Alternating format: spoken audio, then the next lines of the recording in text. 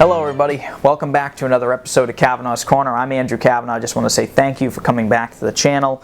Today wraps up another series of mine where I've been looking back at a classic TV show. In this case, the TV show is Moonlighting, starring Cybill Shepherd and Bruce Willis. And it's been fun. It's been fun revisiting this show. It's always been one of my favorite TV shows of all time. I saw it when I was very young, and now revisiting it again has brought back a lot of fond memories.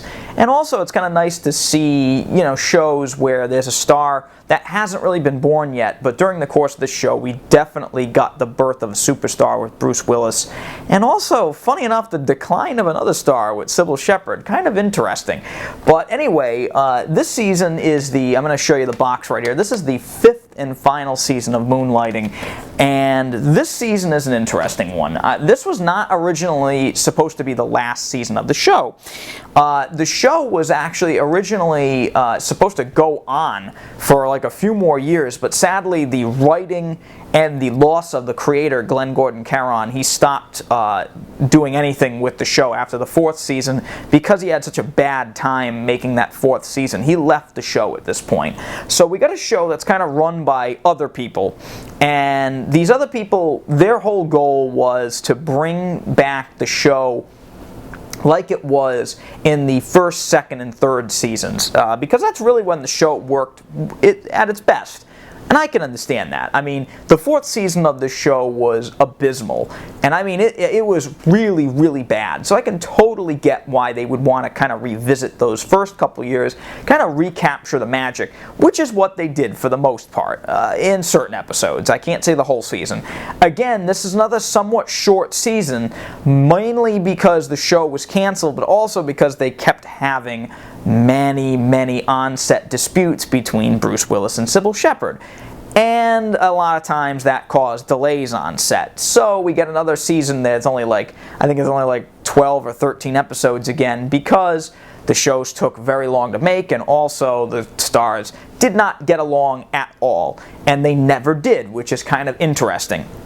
At this point in time, however, Bruce Willis was blowing up, and Die Hard was a major success. He was making more movies, and he did not really want much to do with the show anymore. He was kind of past it at this point. It was done in his mind, and so it was only kind of fitting that this ended up being the last season of the show.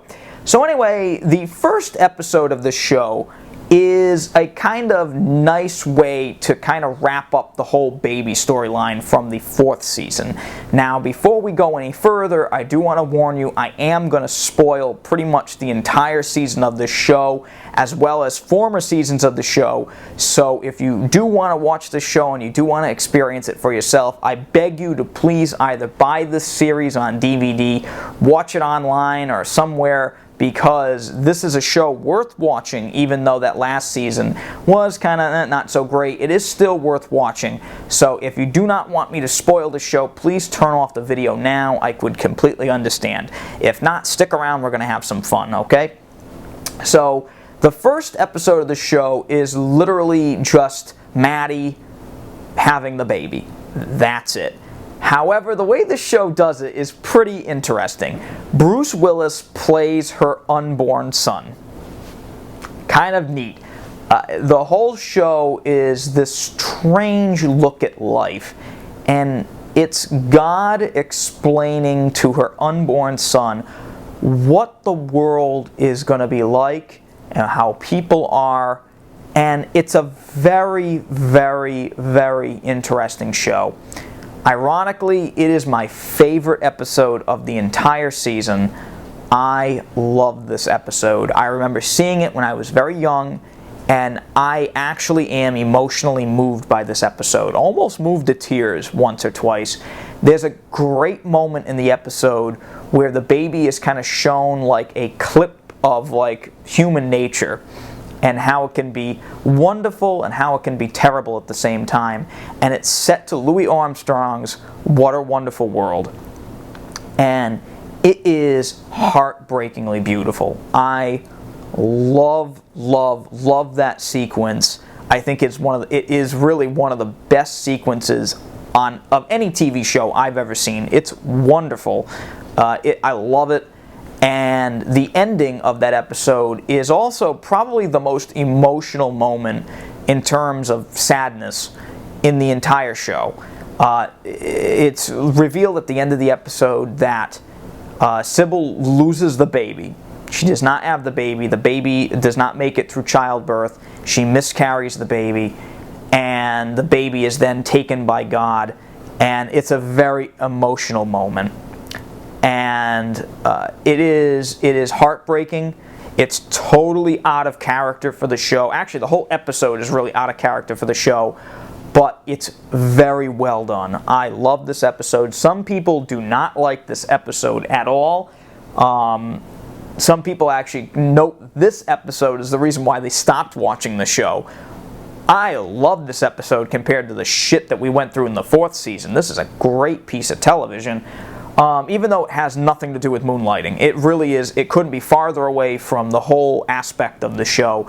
I really like this episode. I think it's very touching. I think it's very emotional and borderline beautiful at certain points in time. And Bruce as the baby does a really wonderful job as being kind of like the punky kind of baby. Like, he does a really good job. He doesn't ham it up as a baby, but he does it well. As funny as that is, he still has some very funny acting chops at this point in time. Very, very funny stuff. I like that episode, even though it does have an extremely sad ending.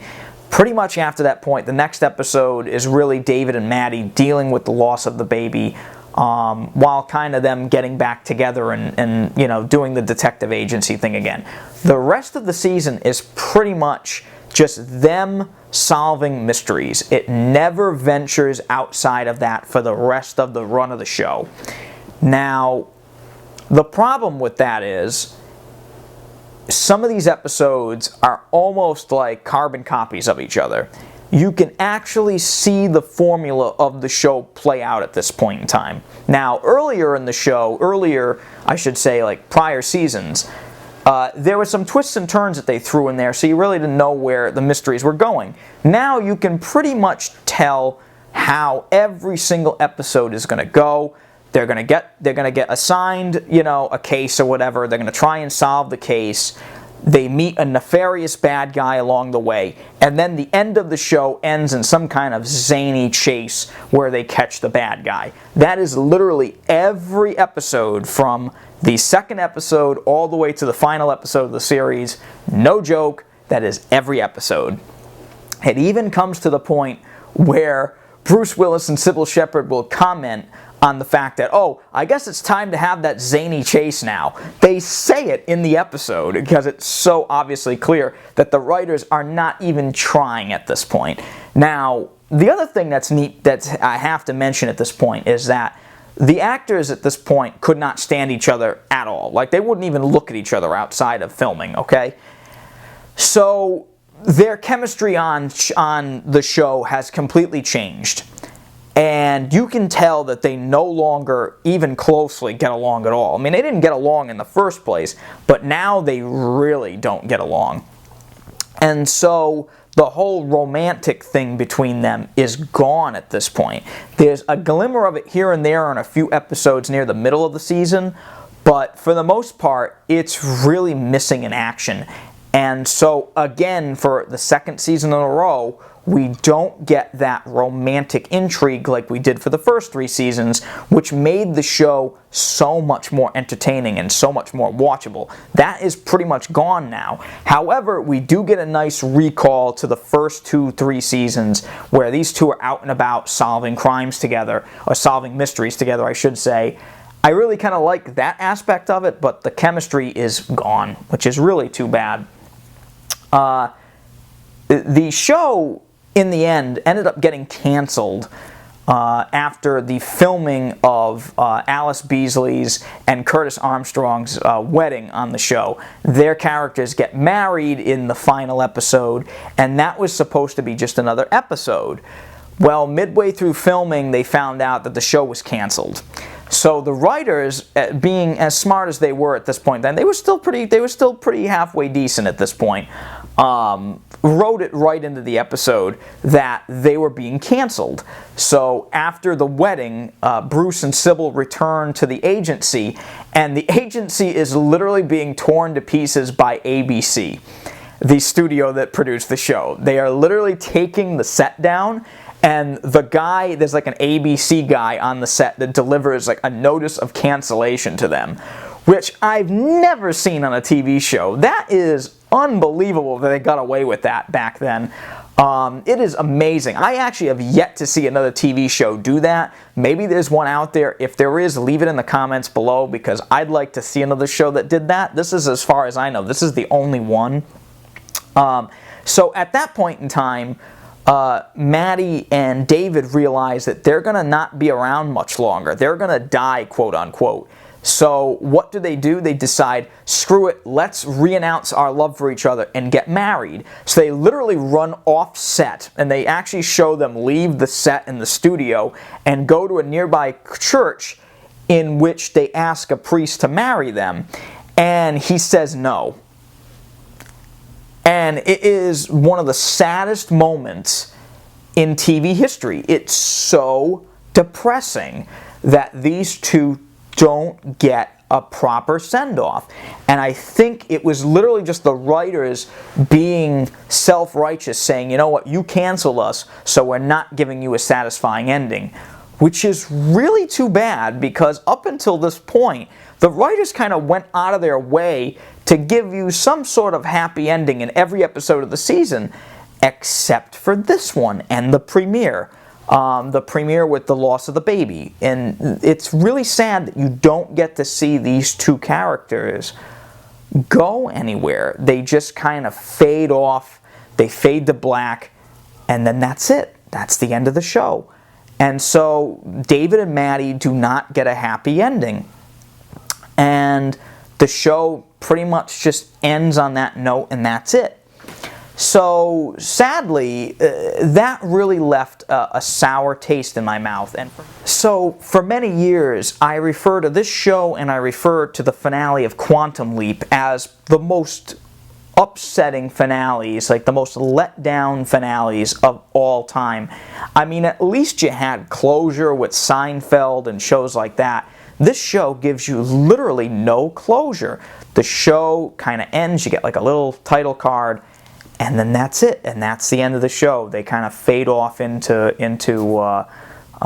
history, as they say. So overall, do I like the show? Yes. I think the good far outweighs the bad in this show. I also think I have to give a lot of credit to the creators and to the writers and the producers of pushing the boundaries of what you could do with a TV show during this time period.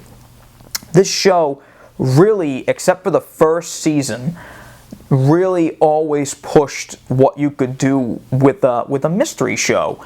And it was very much not like any other mystery show during that time period. The first couple episodes definitely are, but after they get into the trend of being wacky and breaking the fourth wall all the time, and really just doing episodes that really have nothing to do with the overall basis of the show, I think the show kind of transcends what it was originally supposed to have been. However, with the show kind of jumping the shark at the end of that third season, when David and Maddie get together, I think that really spelled the end for the show. After that, the writers clearly did not know where to go with the show, and that fourth season really puts the show in the grave. As much as the fifth season tries to bring it back, it's too little, it's too late, and the show was pretty much over, which is too bad. It's really too bad.